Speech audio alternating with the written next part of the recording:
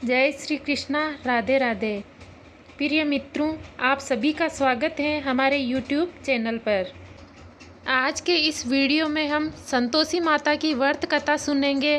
कथा बड़ी प्रेम से और पूरी सुनिएगा।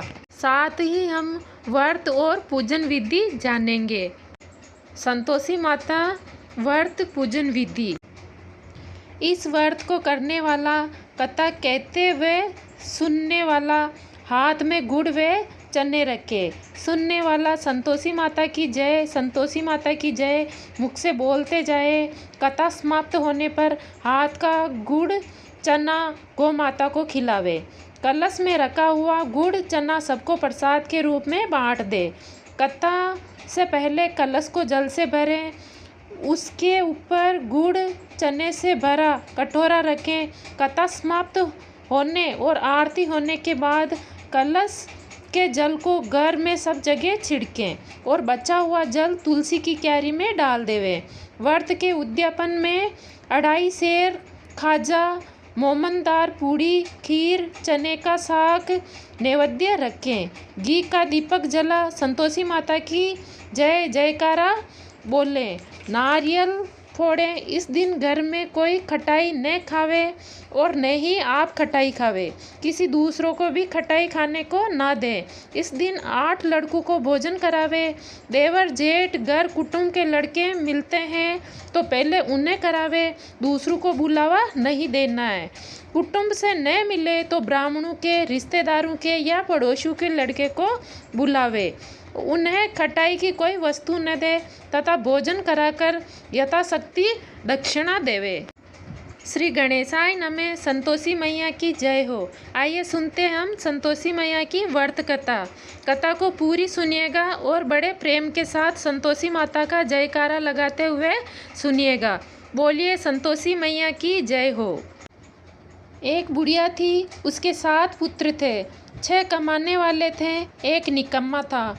बुढ़िया माई 6 पुत्रों की रसोई बनाती, भोजन कराती और पीछे से जो कुछ भी बचता वो 7वें पुत्र को दे देती। परंतु वह बड़ा भोला भाला था, मन में कुछ विचार न करता था। एक दिन अपनी बहू से बोला, देखो मेरी माता का मुझ पर कितना प्यार है। वह बोली, क्यों नहीं, सबका झूठा बचा हुआ तुमको खिलाती है। वह बोला, भला ऐसा भी कहीं हो सकता है। मैं जब तक आंखों से न देख लूं मान ही नहीं सकता कि मेरी माँ ऐसा कर सकती हैं। बहू ने हंसकर कहा, तुम देख लोगे तब तो मानोगे। कुछ दिन बाद बड़ा त्योहार आया। घर में 7 प्रकार के भोजन और चूरमा के लड्डू बने। वे जांचने को सिर दर्द का बहाना कर पतला कपड़ा सिर पर ओढ़कर रसोई घर में सो गया और कपड़े में से सब देखता रहा। 6 भाइयों को तो भोजन करने आए। उसने देखा माँ ने उनके लिए सुंदर सुंदर आसन बिछाए हैं, 7 प्रकार की रसोई परोसी।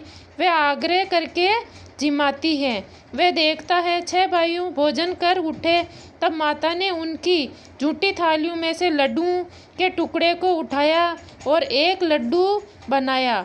जुट्टन साफ कर बुढ़िया माँ ने पुकारा, उठो बेटा, 6 भाइयों का भोजन कर गए, अब तू ही बाकी है, उठने कब खाएगा। वह कहने लगा, माँ मुझे भोजन नहीं करना, मैं परदेश जा रहा हूँ। माता ने कहा, कल जाता हो तो आज ही जा। वह बोला, हाँ हाँ आज ही जा रहा हूँ। यह कहकर वह घर से निकल गया।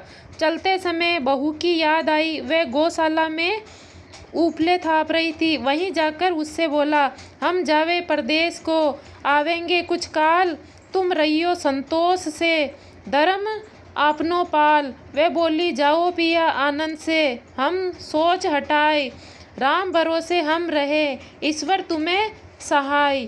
देख निशानी आपकी, देख धरू में धीर, सुधी हमरी मति बिसारियो, रखियो मन गंभीर। वे बोला, मेरे पास तो कुछ नहीं, ये अंगूठी है सो ले और अपनी कुछ निशानी मुझे दे दे। वह बोली, मेरे पास क्या है, ये गोबर भरा हाथ। यह कहकर उसकी पीठ में गोबर के हाथ की थाप मार दी। वह चल दिया। चलते चलते दूर देश में पहुंचा। वहाँ पर एक साहूकार की दुकान थी। वहाँ जाकर कहने लगा, भाई मुझे नौकरी पर रख लो। साहूकार को ज़रूरत थी। बोला, रह जा। लड़के ने पूछा, तनख्वाह क्या दोगे? साहूकार ने कहा, काम देकर नाम मिलेंगे। साहूकार की नौकरी मिली। वह सवेरे 7 बजे से रात तक नौकरी बजाने लगा। कुछ दिनों में दुकान का सारा लेन देन, हिसाब किताब, ग्राहकों को माल बेचता सारा काम करने लगा। साहूकार के 7-8 नौकर थे। वे सब चक्कर खाने लगे कि ये तो बहुत ही होशियार बन गया है। सेठ ने भी काम देखा और 3 महीने में उसे आधे मुनाफे का साझीदार बना दिया। वे 12 वर्ष में ही नामी सेठ बन गया और मालिक सारा कारोबार उस पर छोड़कर बाहर चला गया। अब बहू पर क्या बीती वो सुनो। सास ससुर उसे दुख देने लगे। सारी गृहस्थी का काम करके उसे लकड़ी लेने जंगल भेजते। इसी बीच घर की रोटियों के आटे से जो भूसी निकलती उसी की रोटी बनाकर रख दी जाती। फूटे नारियल के खोपरे में पानी। इस तरह दिन बीत रहे। एक दिन वह लकड़ी लेने जा रही थी कि रास्ते में बहुत सी औरतें संतोषी माता का व्रत करती दिखाई दी। वह वहाँ खड़ी होकर कथा सुनकर बोली, बहनों, ये तुम किस देवता की व्रत करती हो? इसके करने से क्या फल मिलता है?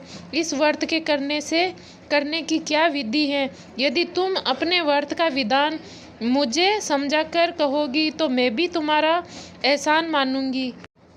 तब उनमें से एक स्त्री बोली, सुनो, ये संतोषी माता का व्रत है। इसके करने से निर्धनता, दरिद्रता का नाश होता है और लक्ष्मी आती है। मन की चिंताएं दूर होती हैं। घर में सुख होने से मन को प्रसन्नता और शांति मिलती है। पुत्र की प्राप्ति होती है। प्रीतम बाहर गया हो तो जल्दी आवे। कुंवारी कन्या को मनपसंद वर मिलता है। राज द्वारे में बहुत दिनों से मुकदमा चलता हो तो खत्म हो जाता है। सब तरह के सुख शांति हो। घर में धन जमा हो, पैसा जायदाद का लाभ हो, रोग दूर हो जावे तथा और जो कुछ मन में कामना हो वह सभी इस संतोषी माता की कृपा से पूरी हो जावे, इसमें संदेह नहीं है। वह पूछने लगी, ये व्रत कैसे किया जावे, ये भी बताओ तो बड़ी कृपा होगी। स्त्री कहने लगी, 1.25 रुपये का गुड़ चना लेना, इच्छा हो तो 5.25 रुपये का लेना, 11.25 रुपये का अपनी हैसियत अनुसार लेना। बिना परेशानी, श्रद्धा और प्रेम से जितना बन सके सवाया लेना। 1.25 रुपये से 5.25 रुपये तथा इनमें से भी ज़्यादा भक्ति और शक्ति अनुसार लें। हर शुक्रवार को निराहार रहकर कथा कहना सुनना। इसके बीच कर्म न टूटे, इसका ध्यान रखें। लगातार नियम का पालन करें। सुनने वाला कोई न मिले तो घी का दीपक जला उसके आगे जल के पात्र को रख कथा कहना, परंतु नियम न टूटे। जब तक कार्य सिद्ध न हो नियम का पालन करना और कार्य सिद्ध हो जाने पर व्रत का उद्यापन करना। 3 मास में माता फल जरूर देती हैं, फल पूरा करती हैं। यदि किसी के खोटे ग्रह हो तो भी माता 1 वर्ष में अवश्य कार्य को सिद्ध करती हैं। कार्य सिद्ध होने पर ही उद्यापन करना चाहिए, बीच में नहीं। उद्यापन में 2.5 सेर आटा का खाजा तथा इसी परिमाण के अनुसार खीर तथा चने का साग करना। 8 लड़कों को भोजन कराना। जहाँ तक मिले देवर जेठ भाई बंधु कुटुंब के लड़के लेना, न मिले तो रिश्तेदारों और पड़ोसियों के लड़के बुला लेना, उन्हें भोजन कराना। यथाशक्ति दक्षिणा दे माता का नियम पूरा करना। उस दिन घर में कोई खटाई न खावे। यह सुनकर बुढ़िया के लड़के की बहू चल दी। रास्ते में लकड़ी के बोझ को बेच दिया और उन पैसों से गुड़ चना ले माता के व्रत की तैयारी कर आगे चली और सामने मंदिर देख पूछने लगी, यह मंदिर किसका है? सब कहने लगे, संतोषी माता का मंदिर है। यह सुन माता के मंदिर में जा माता के चरणों में लौटने लगी। दीन होकर विनती करने लगी, माँ, मैं निपट मूर्ख हूँ, व्रत के नियम कुछ नहीं जानती, मैं बहुत दुखी हूँ। हे माता जगजननी, मेरा दुख दूर कर, मैं तेरी शरण में आई हूँ। माता को दया आई एक शुक्रवार बीता, दूसरे शुक्रवार को ही इसके पति का पत्र आया और तीसरे को उसका भेजा हुआ पैसा भी आ पहुंचा। ये देख जेठानी मुंह सिकोड़ने लगी। इतने दिनों में पैसा आया, इससे क्या बढ़ाई। लड़के ताने देने लगे। काकी के पास अब पत्र आने लगे, रुपया आने लगा। अब तो काकी की खातिर बढ़ेगी, अब तो काकी बुलाने से भी नहीं बोलेगी। बेचारी सरलता से कहती, भैया पत्र आवे रुपया आवे तो हम सबके लिए अच्छा है। ऐसा कहकर आंखों में आंसू भरकर संतोषी माता के मंदिर में आ मातेश्वरी के चरणों में गिरकर रोने लगी। माँ, मैंने तुमसे पैसा नहीं मांगा, मुझे पैसे से क्या काम, मुझे तो अपने सुहाग से काम है। मैं तो अपने स्वामी के दर्शन और सेवा मांगती हूँ। तब माता खुश होकर कहा, जा बेटा, तेरा स्वामी आ जाएगा। यह सुनकर खुशी से बावली हो घर में जा काम करने लगी। अब संतोषी माँ विचार करने लगी, इस भोली पुत्री से मैंने कहे तो दिया तेरा पति आवेगा, पर आवेगा कहाँ से। वह तो सौपन में भी इसे याद नहीं करता, उसे याद दिलाने मुझे जाना पड़ेगा। इस तरह माता बुढ़िया के बेटे के पास जा सौपन में प्रकट हो कहने लगी, साहूकार के बेटे सोता है या जागता है। वह बोला, माता सोता भी नहीं हूँ, जागता भी नहीं हूँ, बीच में ही हूँ, कहो क्या आज्ञा है। माँ कहने लगी, तेरा घर बार कुछ है या नहीं। वह बोला, मेरा सब कुछ है माता, माँ बाप भाई बहन बहू, क्या कमी है। माँ बोली, भोले पुत्र, तेरी स्त्री घोर कष्ट उठा रही है, माँ बाप उसे दुख दे रहे हैं, वे तेरे लिए तरस रही है, तू उसकी सुधि ले। वह बोला, हाँ माता, ये तो मुझे मालूम है, परंतु मैं जाऊँ तो जाऊँ कैसे।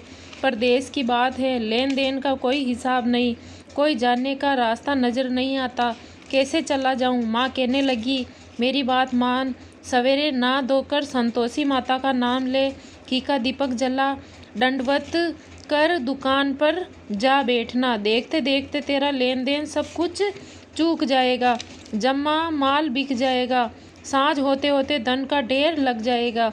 सवेरे बहुत जल्दी उठ उसने लोगों से अपने सौपन की बात कही तो वह सब उसकी बात अनसुनी कर खिल्ली उड़ाने लगे। कहीं सपने भी सच होते हैं। एक बूढ़ा बोला, देख भाई, मेरी बात मान, इस प्रकार सांच झूठ करने के बदले देवता ने जैसा कहा है वैसा करने में तेरा क्या जाता है। तू एक बार करके तो देख। वे बूढ़े की बात मान स्नान कर संतोषी माता को दंडवत प्रणाम कर घी का दीपक जला दुकान पर जा बैठा।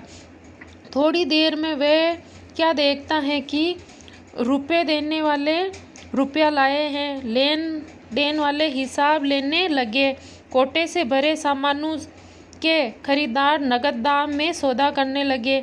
शाम तक धन का ढेर लग गया। माता का चमत्कार देख खुशी से मन पागल हो उठा। माता का नाम ले घर ले जाने के वास्ते गहना कपड़ा खरीदने लगा और वहाँ के काम से निपट कर वे घर के लिए रवाना हुआ। वहाँ बहू बेचारी जंगल में लकड़ी लेने जाती हैं, लौटते वक्त माता के मंदिर में विश्राम करती हैं। वह तो उसका रोजाना रुकने का स्थान था।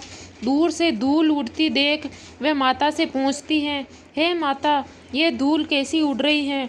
माता कहती है, हे पुत्री, तेरा पति आ रहा है, अब तू ऐसा कर, लकड़ियों के 3 बोझ बना ले, एक नदी किनारे रख, दूसरा मेरे मंदिर पर और तीसरा अपने सिर पर रख।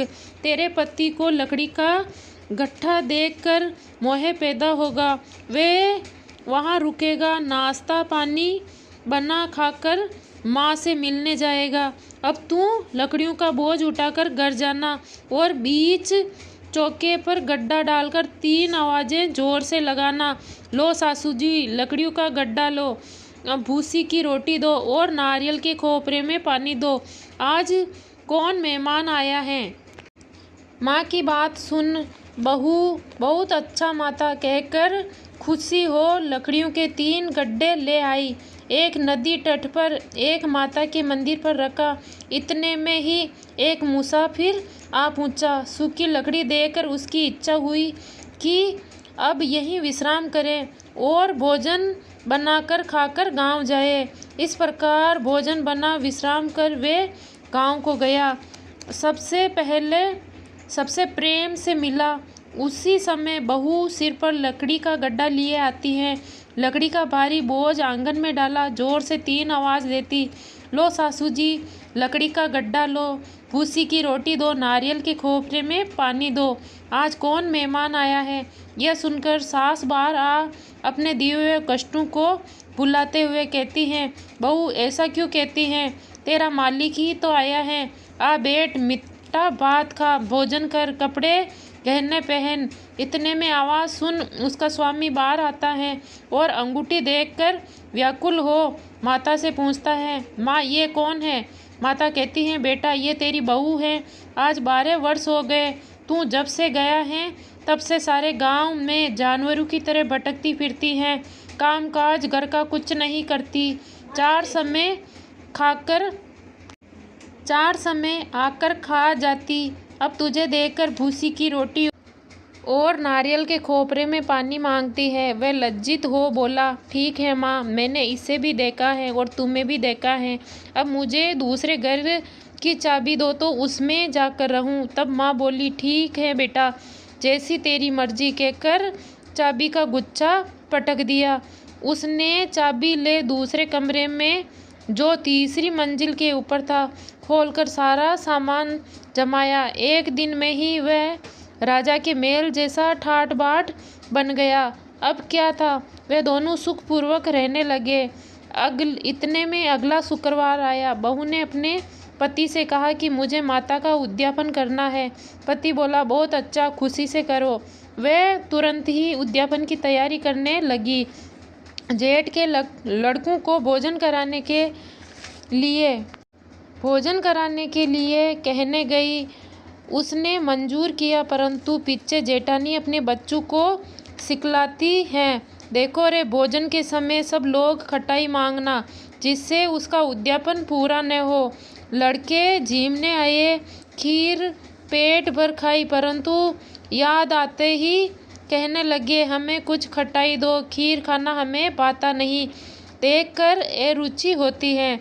बहू कहने लगी, खटाई किसी को नहीं दी जाएगी, ये तो संतोषी माता का प्रसाद है। लड़के तुरंत उठ खड़े हुए, बोले, पैसा लाओ। बोली बहू कुछ जानती नहीं थी, सो उन्हें पैसे दे दिए। लड़के उसी समय जाकर इमली ला खाने लगे। ये देखकर बहू पर संतोषी माता ने कोप किया। राजा के दूत उसके पति को पकड़ ले गए।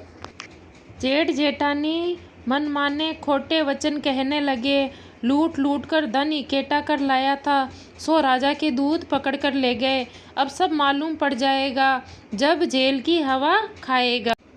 बहू से ये वचन सहन नहीं हुए। रोती रोती माता के मंदिर गई। हे माता, तुमने ये क्या किया।